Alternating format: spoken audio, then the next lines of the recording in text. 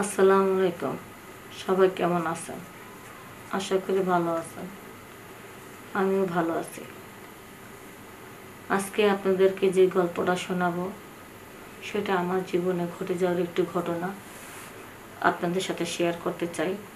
কারণ আমার জীবনে যে ঘটনা ঘটেছে, হয়তো এরকম বিপদে অ্যাভেলেবল মানুষে পড়ে আছেন বা পড়েছেন, বা যারা এখনো পড়েন নাই এরকম বিপদে, তাদের যেন কোনো বিপদ না হয়, এই জন্য আমার জীবনের যেই ঘটনাটা ঘটলো এটা আমি সবাইকে জানাতে চাই। আমি একজন দিনমজুরি। আমার ছোট ছোট বাচ্চা আছে 3টা। আমার স্বামী অসুস্থ মানুষ। আমি সকালবেলা রান্না করে আসি। আমার স্বামী বাসায় থাকে। তার একটা হাত আর একটা পা প্যারালাইসিস হয়েছে। এক হাত আর এক পা দিয়ে সে চলাচলতি করতে পারে। এখন আমার স্বামী তো আর কোনো কাজ কাম করতে পারে না। স্বামীকে তো আর ফালা দিতে পারি না। পরে আমার সন্তানগুলো এসে দেখাশোনা করে এবং আস্তে আস্তে করে তাদের বাড়ির পাশে স্কুল আছে, ওই স্কুলে দিয়ে আনা করে। এবার আমি সকালবেলা রান্না করে রেখে আসি। আমি আবার বিকেলবেলা যাইয়া রান্না করি, কাজের থেকে যাওয়ার পরে। তো এইভাবে আমার 3টা বাচ্চা কষ্ট করে আমার অসুস্থ স্বামী সামাল দেয়। আর আমি ইট ভাঙি, ইটের ভাটা কাজ করি, ইট ভাঙি। তো আমাকে প্রতিদিনের টাকা প্রতিদিন দিয়ে দেয়, কারণ প্রতিদিন আমার টাকা লাগে আমার সংসার চালানোর জন্য। তো আমার 3টা বাচ্চা হয়েছে, ঠিক আছে। আমার অল্প বয়সে বিয়ে হয়েছিল, 13 বছর বয়সে। 14 বছর বয়সে আমি মা হয়েছি। তাই প্রতি বছরেই আল্লাহ দিল কুলজোর আমার একটা করে সন্তান হয়েছে। এখন আমার বর্তমানে বয়স 23 বছর বয়স। 23 বছর বয়সে আমি ইটের ভাটা কাজ করতে এসেছি।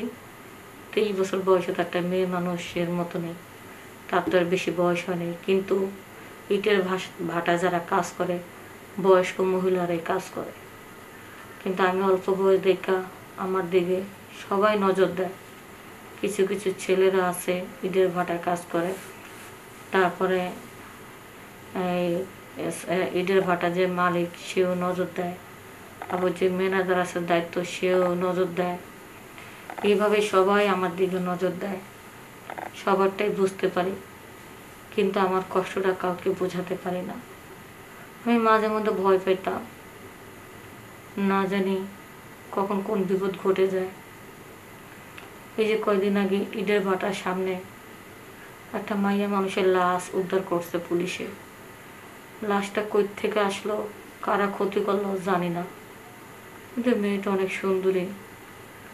আমার খুব ভয় লাগলো যে ইটের ভাটা কোনো ছেলেরা মেয়েটাকে পটায় রাস্তা থেকে হয়তো ধরে না, তারা হয়তো রেপ করে মেরে ফেলছে। সুন্দর মেয়েকে জ্বালাও বেশি, কখন কোনো ঘটনা ঘটে। কিন্তু ওইদিকে অসুস্থ স্বামী, 3টা বাচ্চা, মুখের দিকে তাকাইয়া জীবন যুদ্ধ করতে থাকি। কষ্ট হইলেও কাজ করতে থাকি। আর কাজের ফাঁকে ফাঁকে সবসময় একটা ভয়ের থাকে। এই যে কাজ করতেছি, একজন এসে বলে, ভাবি আসেন আপনাকে চা খাওয়াই। আর একজন এসে বলে, ভাবির মুখটা তো অনেক সুন্দর, সুন্দর মুখে একটা পান খাওয়া দিই, জিভলাটা লাল হয়ে যাও। আমি বলছি, না ভাই, আমি পান খাই না। তারপরে আরেকজন এসে বলে, ভাবি দুপুরে কি খাবার আনছেন? গোস্ত রাঁধছেন বুঝছি।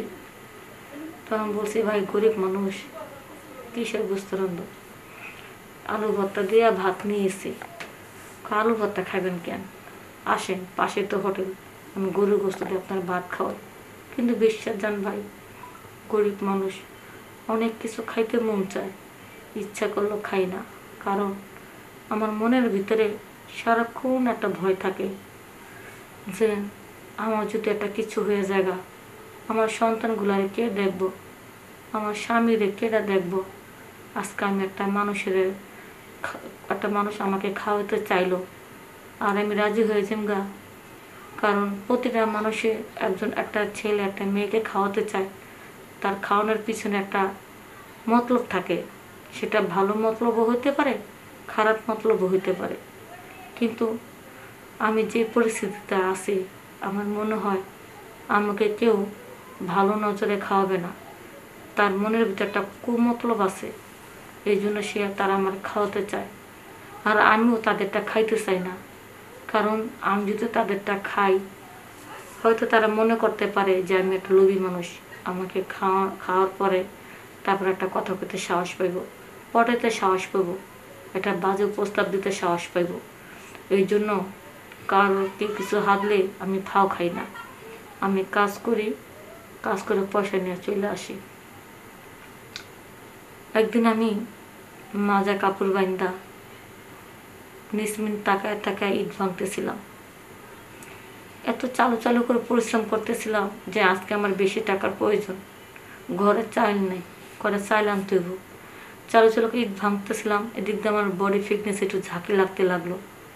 আমি খেয়াল করতে পারলাম না যে কখন আমার বুকের সামনে থেকে একটু আঁচলটা সরে গেছে। আর সেই সুযোগে ম্যানেজার, আমার ইট ভাটার ম্যানেজার, সে তাকায় তাকায় দেখতেছে যে আমার বুকের থেকে আঁচলটা সরে গেছে, আমার বডি ফিটনেসটা অর্ধেক বের হয়ে আছে। সে তাকায় দেখতেছে আর মজা নিচ্ছে, অনেকক্ষণ তাকায় দেখতেছে। পরে একটা খালা এসে আমারে কইতাছে, কি রে, এত কাম করে কারে খাওয়াবি? হ্যাঁ, চারিদিক নজর রাখতে হয়, তোর দিকে তো শকুনের নজর পড়ছে, তুই কি খেয়াল করস? তখন আমি কই, খালা আমি খেয়াল করি, কিন্তু কি করব বলেন, এই কাজটা যদি না করি কালকে সকালে আমাকে না খায় মরতে হইব। দিন আনি দিন খাই। আমি বুঝি, তারপরে একটু কাপড় চোপড় ঠিক রেখা কাজ করিস। তখন আমি বললাম, খালা ঠিকই বলছেন, আসলে কখন যে শরীর থেকে কাপড়টা সরে গেছে আমি বুঝতে পারিনি কা। কিন্তু এইদিকে যখন ম্যানেজারটা আমাদের নজর দিল, ম্যানেজার তো রাতে বেলা ঘুমাইতে পারেনি কা। আমার এই বডি ফিটনেস দেখা তার মনের মধ্যে উথল পাতল করে। যেদিনকে আমার এই বডি ফিটনেস দেখছে, সেদিনকা আমার দিক নজর দিছে, আর সবাইকে বলে দিছে যে আজকে ঈদের কাজ বেশি করতে হইব, আজকে অনেক ঈদের সুরকি লাগবো, অনেক অর্ডার আছে। তো এই জন্য আমাদের রাত 12টা পর্যন্ত কাজ করেছে।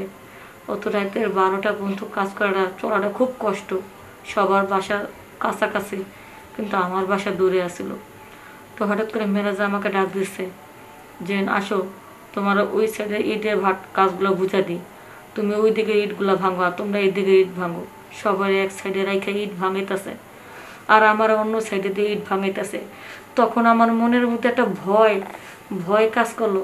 তখন ওই লোকটা কি করলো, যখন বেশি রাত হলো, আমার মুখটা সাইপা ধইরা ইটের হনে চিপার ভিতরে জোর করা সবটুকু আমাকে নষ্ট করলো।